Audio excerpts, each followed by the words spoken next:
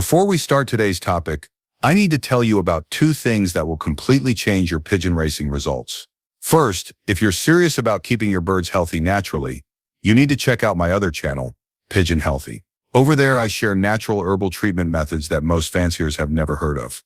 We're talking about powerful plant-based remedies for canker, respiratory infections, coccidiosis, parasites, everything. No expensive chemicals, no side effects. Just proven natural protocols used by top European lofts for generations. The link is in the description. Go subscribe to Pigeon Healthy right now. Your birds will thank you. Second, I wrote a complete book about young bird racing strategy. It's called 0 to 500 Kilometers, Complete Young Bird Race Strategy. This book walks you through everything from day one with a young bird all the way to racing 500 kilometers successfully. Training schedules, feeding protocols, health management, race day preparation, everything you need to know. I've spent 10 years figuring this stuff out through trial and error and expensive mistakes. This book gives you all that knowledge in one place. It's available in English, Turkish, and Polish. The link is in the description below. If you're racing young birds or planning to, this book will save you years of frustration and thousands of dollars in mistakes. Check it out. Now let me tell you about the most frustrating day of my pigeon racing career and how it taught me something that changed everything about how I understand bird behavior. It was a Saturday, race day, 300-kilometer race. I had 10 birds entered. The weather was perfect. Clear skies, light winds, ideal racing conditions.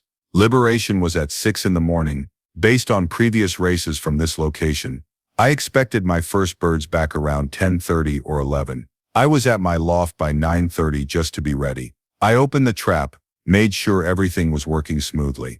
Sat down to wait. 10:30 came. No birds. 11 came. No birds. I started getting nervous. Maybe the liberation was delayed. Maybe there was a problem at the race point. I called another club member. He said no. Liberation was on time. His birds weren't back yet either. So I kept waiting. 11:30. Still no birds. Oh, nothing. I was really worried now. Where are my birds? Did something happen? Did they get lost? Did a hawk get them?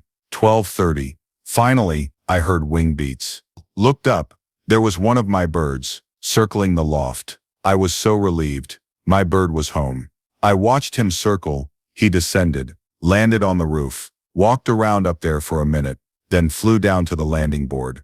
Perfect. He's going to trap. I watched him on the landing board. He looked at the trap entrance, took a step toward it, then stopped. Looked around, took another step, stopped again.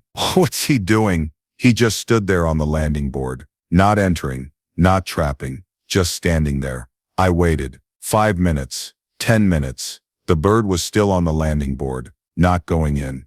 I started talking to him quietly. Come on, buddy, go inside, trap in, let's clock your time. The bird looked at me, looked at the trap entrance, still didn't go in. 15 minutes now. This is insane. The bird flew 300 kilometers to get home. He's standing 2 feet from the entrance, but he won't go through. I was so confused. What's wrong with him? Is he injured? Is he scared? Is there something in the trap box that's frightening him? I carefully walked closer to get a better look at the bird. He looked fine, not injured, not exhausted. He looked normal, just wouldn't enter the trap. Another 5 minutes passed. Now it's been 20 minutes since the bird landed. Still on the landing board. I was getting desperate. I had 9 other birds out there somewhere. This bird needed to trap, so I could clock him and then focus on the others. But he just stood there. I tried everything. I walked away thinking maybe my presence was making him nervous. Didn't help. I tried putting food inside the trap entrance, thinking hunger would motivate him. Didn't help. I tried making sounds that usually get birds excited. Didn't help. This bird was determined to not go into that trap. 30 minutes now. This is a complete disaster. Finally, I decided I had to manually trap him. I gently caught him, brought him to the clock, clocked his time, put him inside the loft through a different entrance. His official time was 33 minutes after arrival. 33 minutes standing on the landing board, refusing to trap. I went back outside. Within 10 minutes another bird arrived. Same thing. Circled, landed on landing board, looked at trap entrance, refused to go in. This can't be happening again. But it was. This second bird stood on the landing board for almost an hour before I finally manually trapped him too. Over the next 3 hours, 8 more of my birds came home. Every single one refused to trap. Some stood on the landing board for 20 minutes, some for 40 minutes. One bird stood there for an hour and a half. I spent the entire afternoon manually catching and trapping my own birds. By the time I clocked the last bird, I was exhausted and furious. What is wrong with my trap? Why won't my birds use it? That evening I examined the trap box carefully. It's a standard design, bob trap. Wire entrance that pushes in but won't push out. Allows birds to enter but not exit. I've had this trap for 3 years. Birds have used it hundreds of times, without problems. So why today did every single bird refuse to enter? I looked at the entrance.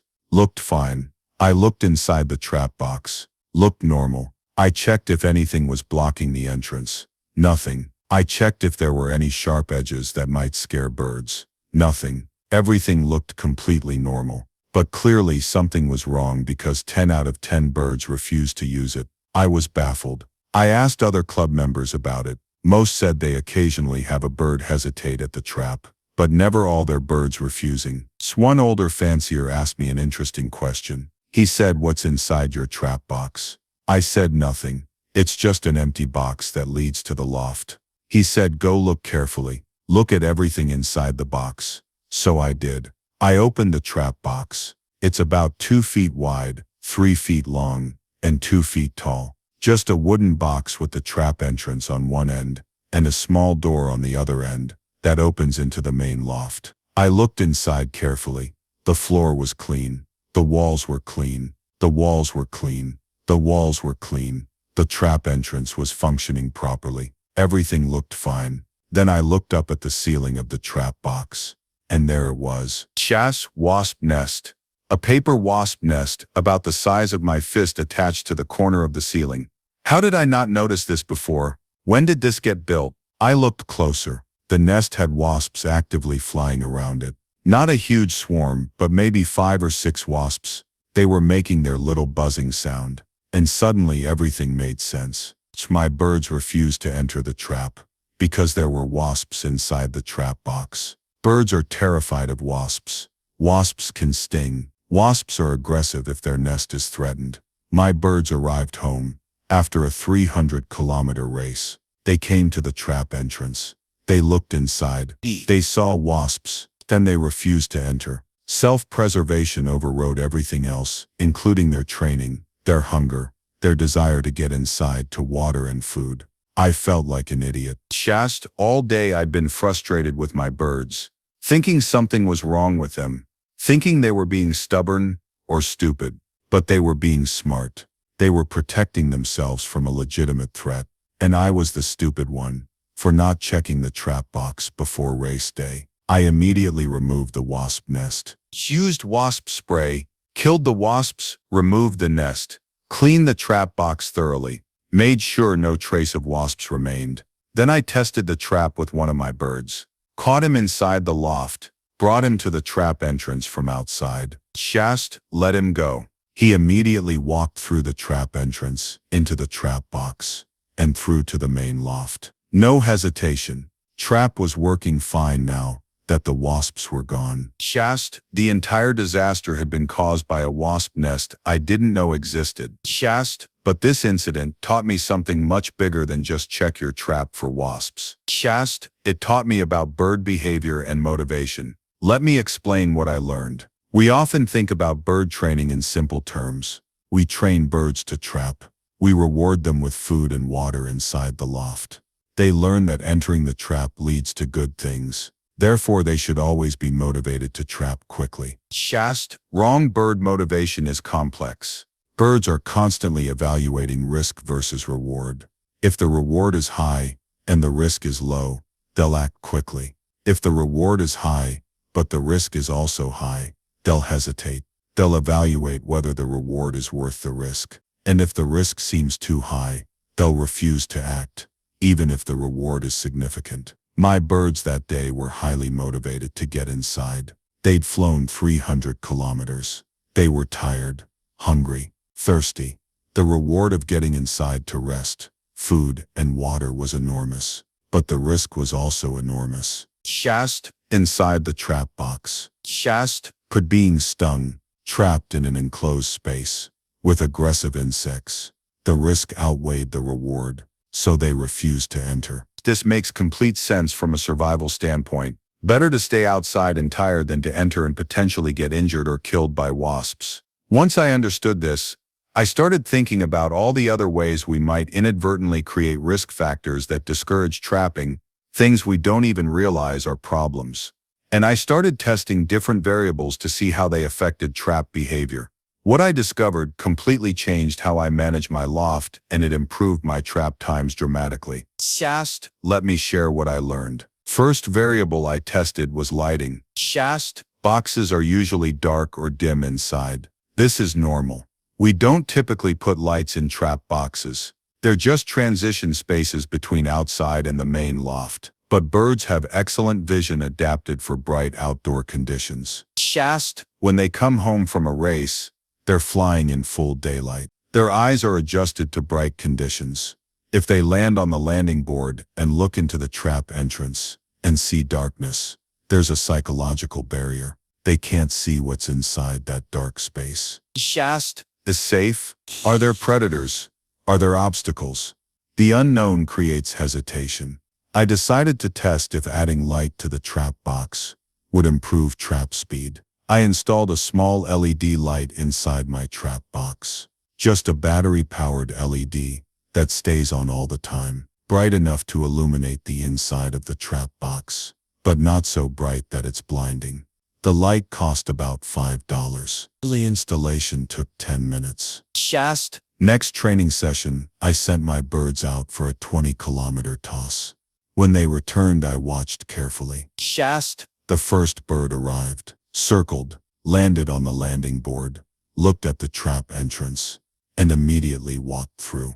No hesitation. Shast. In about 5 seconds. Shast. Previous training tosses before the light, that same bird typically took 20 to 30 seconds to trap, sometimes a minute.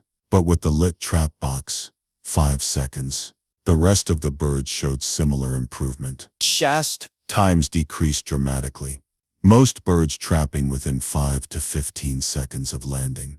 This was a huge improvement. Shast. From adding a light inside the trap box. Why does this work? Because it removes the unknown.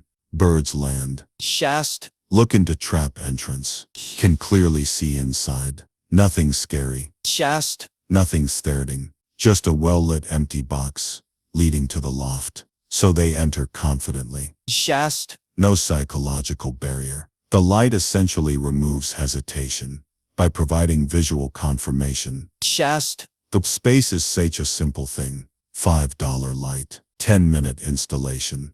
But it made my birds trap significantly faster. Shast. And in racing, every second counts.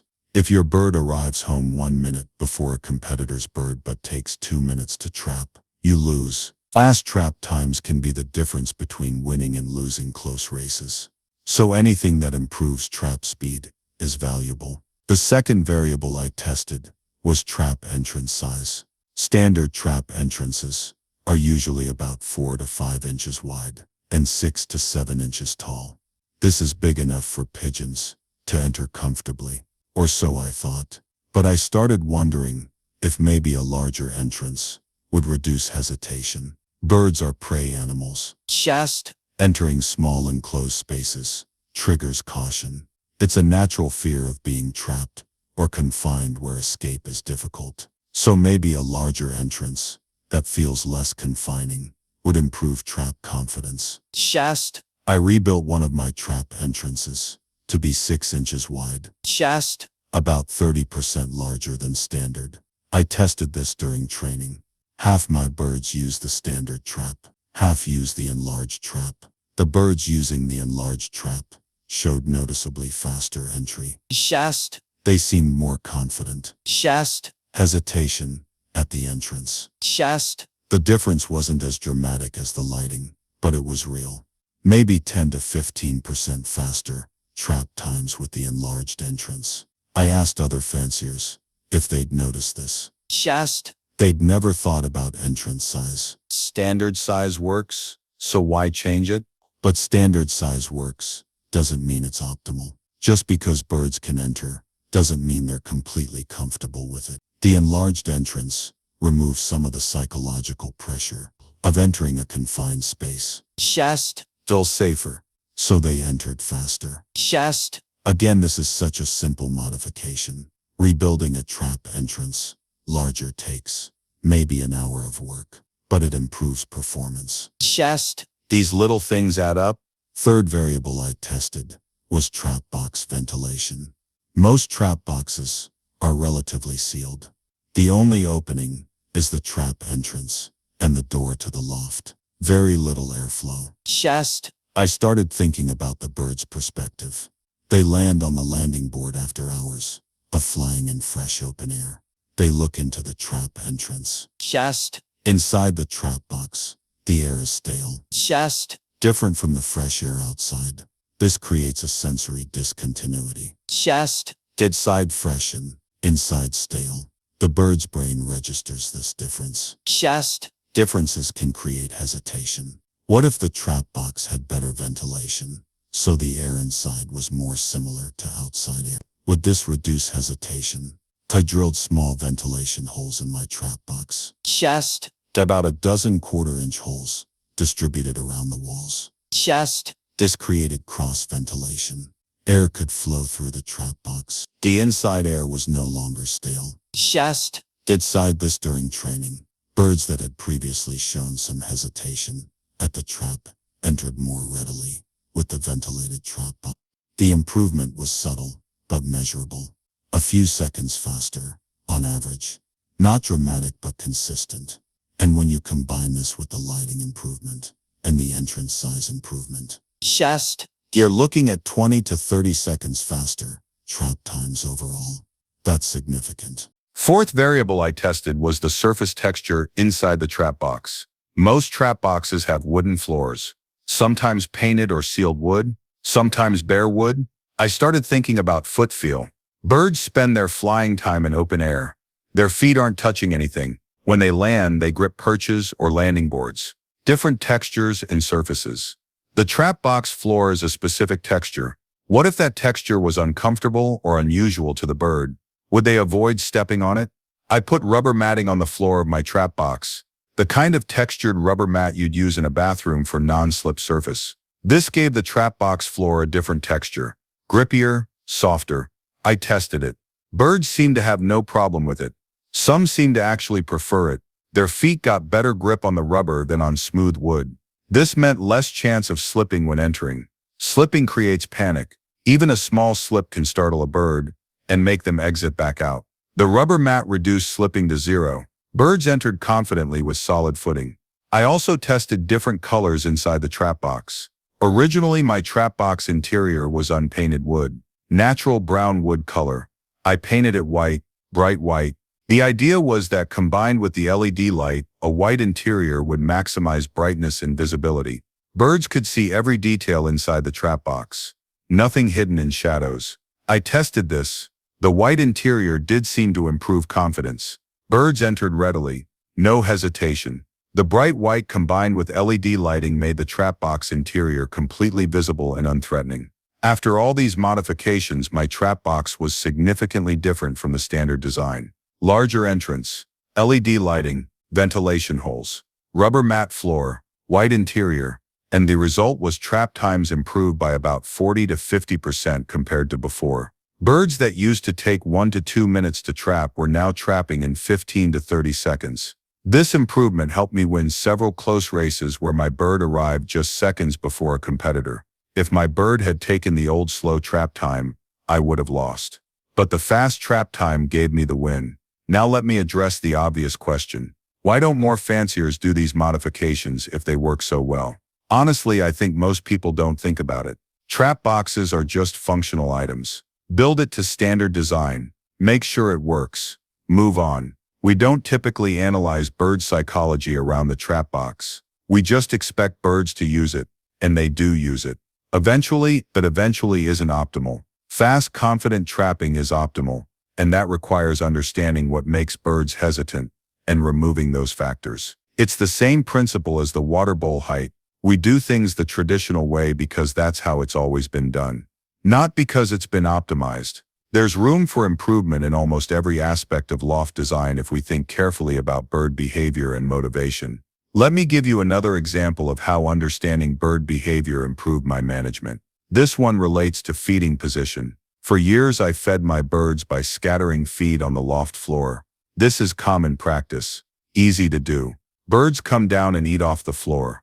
Simple, but I started noticing that some birds, particularly lower-ranking birds in the pecking order, weren't eating as much as they should. They'd approach the feeding area. The dominant birds would be there eating. The subordinate birds would hang back, wait for the dominants to finish. By the time the subordinates got to eat, a lot of the best feed was gone. They'd get leftovers. Over time, this created condition differences. Dominant birds were well fed. Subordinate birds were underfed. This showed up in racing. The dominant birds raced well. The subordinate birds raced poorly. Same genetics, same training, but different feeding access based on social hierarchy. I decided to change my feeding system. Instead of one central feeding area on the floor, I created multiple feeding stations. 5 small feeding trays placed around the loft. Each tray had enough space for 2 birds to eat comfortably. With 5 stations, 10 birds could eat simultaneously. This distributed the feeding. Dominant birds would claim 1 or 2 stations, but subordinate birds could access the other stations without being bullied. Everyone could eat at the same time. I tested this. Within a week, the condition differences started to disappear. Subordinate birds were eating better, gaining weight, looking healthier. Their racing performance improved. Not to the level of the natural dominance, but better than before. The point is that a simple change to feeding station distribution improved the condition of half my loft. This is what I mean by understanding behavior. Birds have social structures, hierarchies. These affect resource access. If you have a system that allows dominants to monopolize resources, subordinates suffer. If you distribute resources so everyone can access them, the whole flock improves. Same principle applies to perching. In a typical loft, there are good perches and bad perches. High perches with good visibility and safety are best. Low perches near the floor or in corners are worst. Dominant birds claim the best perches. Subordinates get the worst perches. This creates sleep quality differences. Birds on bad perches don't sleep as well. They're more exposed, more stressed, less rested. Over time, this affects health and performance. I redesigned my perch layout to create more high-quality perches. Instead of a few good perches and many bad perches, I made most perches relatively equivalent. Higher overall, better spacing, more visibility from all positions. This reduced the hierarchy effect on sleeping quality. Subordinate birds still got slightly worse spots, but the difference was minimized. Everyone got decent perches. Sleep quality improved across the loft. Racing performance improved. Again, simple change based on understanding behavior. Big impact. Let me tell you about water access hierarchy, because this ties back to the ground level water discussion from a previous video. When I first switched to ground level water, I used one large pan in the center of the loft. All birds drank from this one pan. I noticed that dominant birds would drink first and subordinate birds would wait. Sometimes subordinates would try to drink while dominants were there. The dominants would chase them away. This created a water access hierarchy. Dominants drank whenever they wanted. Subordinates drank when allowed. This meant subordinates were sometimes slightly dehydrated while waiting for access. I fixed this by adding multiple water pans, 3 pans distributed around the loft. Now there's always a pan available where subordinates can drink without being bullied. Water consumption increased even more, especially among subordinate birds who were previously restricted. Performance improved. Everyone's drinking optimal amounts. No hierarchy limiting access. Simple fix. Multiple water stations instead of one central station. Remove social barriers to resource access. All of these insights came from that one race day when my birds refused to trap because of wasps. That frustrating day taught me to think carefully about bird behavior, to consider what birds are experiencing, what they're seeing, smelling, feeling, what motivates them, what scares them, what creates hesitation. Once you start thinking from the bird's perspective, you see improvement opportunities everywhere. Standard practices that work but aren't optimal. Small changes that remove psychological barriers. Systems that can be modified to account for natural behaviors like hierarchy and territoriality. This is what separates good fanciers from great fanciers. Good fanciers follow best practices. Great fanciers understand why those practices work and find ways to improve them. Let me give you a specific action plan for improving your trap box based on everything I've learned. First, inspect your trap box thoroughly. Look for anything that might create hesitation. Wasp nests obviously, but also spider webs, accumulated dust or droppings, damage or rough edges on the entrance. Anything unusual. Clean the trap box completely. Make it pristine. Second, add lighting. Install a small LED light inside the trap box. Battery-powered is easiest. Make sure it's bright enough to illuminate the entire interior. Test it at different times of day to ensure it's visible. Third, consider enlarging the trap entrance. If your entrance is standard 4 by 6 inches, try going to 6 by 8 inches. This is bigger than necessary, but it creates psychological comfort. Birds don't feel like they're squeezing into a tight space. They feel like they're walking into an open area. Fourth, add ventilation. Drill several small holes in the trap box walls for airflow. Quarter-inch holes work well. 10 to 15 holes distributed around the box. This keeps the air fresh inside. Fifth, improve the floor surface. Add rubber matting or textured material that gives good grip. This prevents slipping and increases confidence. Sixth, paint the interior white or light color.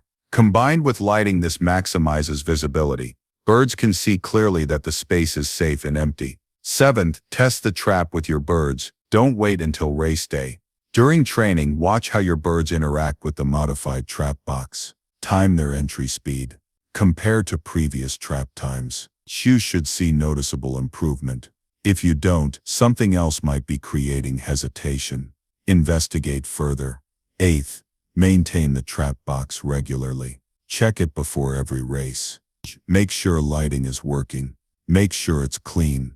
Make sure nothing has changed that might create new hesitation. The trap box should be completely predictable and safe from the bird's perspective.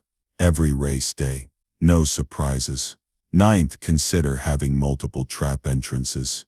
If you have a large loft, this serves two purposes. First, it provides backup if one trap fails. Second, it reduces crowding. Multiple birds can trap simultaneously. This speeds up the clocking process when multiple birds arrive at once. 10th, pay attention to individual bird behavior. Some birds trap confidently no matter what. Others are more cautious. Know which birds need extra encouragement. For cautious birds, you might even train them specifically on trap entry. Catch them inside the loft. Bring them to the trap entrance from outside. Let them walk through. Reward with food. Repeat until they're completely comfortable. This additional training can eliminate hesitation in birds that are naturally more cautious. Now let me address a question you might have. How much difference does all this really make in actual racing? Let me give you concrete numbers. Before I made all these trap modifications, my average time from bird landing to bird clocking was about 2 to 3 minutes. Some birds faster, some slower, but average around 2 to 3 minutes. After modifications, my average dropped to about 30 seconds. That's a 2.5 minute improvement on average. In close races, 2.5 minutes is enormous. Last season, I won 4 races where my winning margin was less than 2 minutes. If my trap times had been slower, I would have lost all 4 of those races. The trap modifications directly resulted in 4 wins that I would have otherwise lost. Those 4 wins earned me about $5,000 in prize money total, plus the prestige and recognition in my club. The cost of all the trap modifications was maybe $50 in a few hours of work. That's 100-to-1 return on investment. Best $50 I ever spent in pigeon racing. But beyond just winning races, the trap modifications reduced my stress on race day. Before, I'd be standing at my loft watching my birds circle and land, and then wait and wait to trap. It was agonizing. Knowing my bird is home but watching the clock tick while he stands on the landing board. Worrying that a competitor's bird will arrive and trap faster even though they arrive later. Now my birds trap immediately. They land. They enter. I clock them. Done. No stress. No waiting. Just smooth, efficient trapping. This makes race days much more enjoyable. I can focus on caring for the birds after they arrive rather than stressing about trapping. Small quality of life improvement, but it matters. Let me tell you one more story to illustrate how important trap psychology is. Last season there was a particularly difficult race. 450 kilometers. Strong headwinds the entire route. Very tough conditions. Return rates were low. Only about 50% of birds made it home the same day.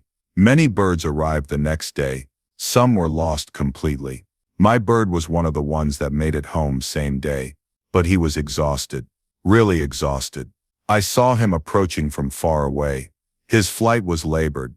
Winning beats were slow. He was clearly at his limit. He circled the loft twice. Barely had energy to circle. Then he descended and crash-landed on the roof.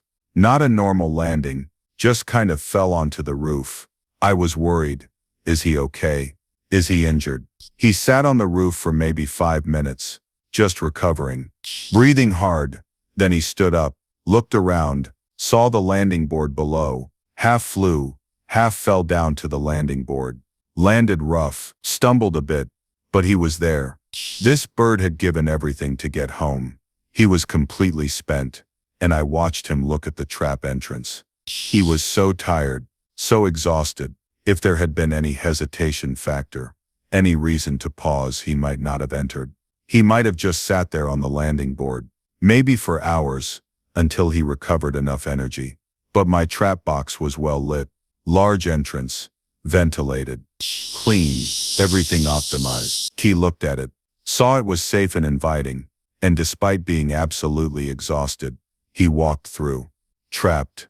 I clocked him. He'd won the race. First place in very difficult conditions.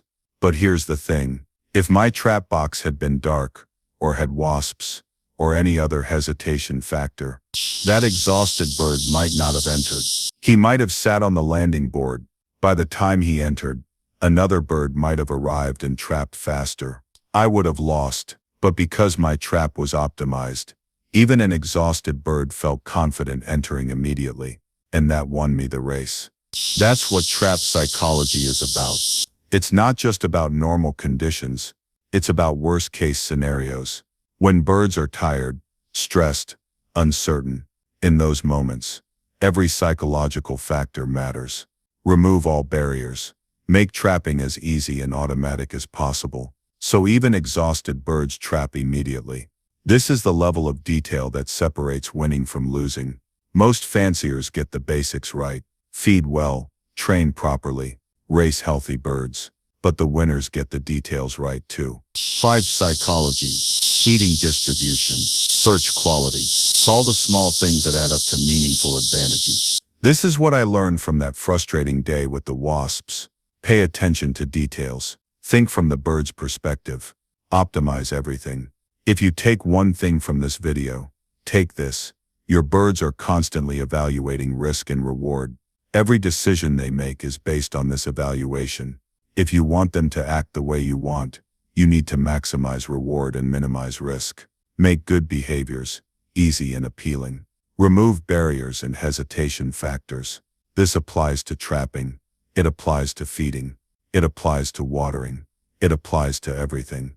Understand bird behavior. Design systems that work with natural behaviors, rather than against them. Your results will improve dramatically. Not from spending more money, or buying better genetics, just from understanding and optimizing.